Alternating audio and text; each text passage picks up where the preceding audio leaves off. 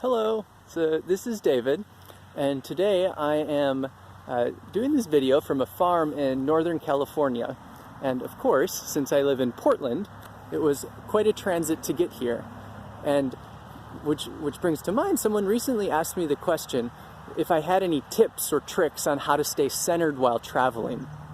And I thought about this, and to me it's somewhat of a funny question, because it's kind of like asking, so I've got a dentist appointment next week. Do you have any tips on how I can get the dentist to think that my teeth are really clean and that I've been really great about my oral hygiene so I can just rock my dentist appointment?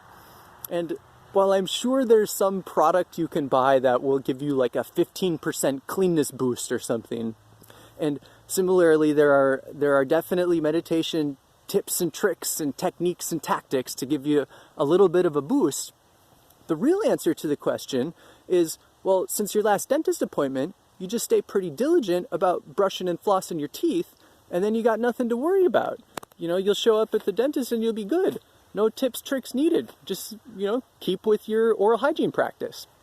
And in the same way, you just keep with your meditation practice in a pretty steady, diligent manner, and it's accessible to you when you're traveling.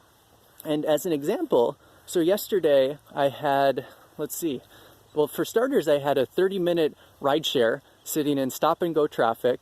Then, you get to the airport, my plane was late, they put me in the back row where you can't recline your seat.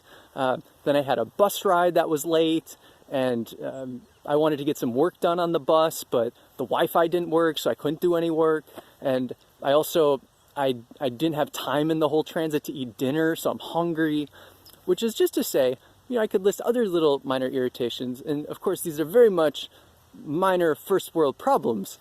But, point of the story, the day was just filled with all these little things that could have built into bad moods, grumpiness, irritability, and they say a non-meditator's mind is kind of like Velcro, and that's what happens. These little unhelpful thoughts and moods come in and they stick to the mind like Velcro. But a meditator's mind is like Teflon.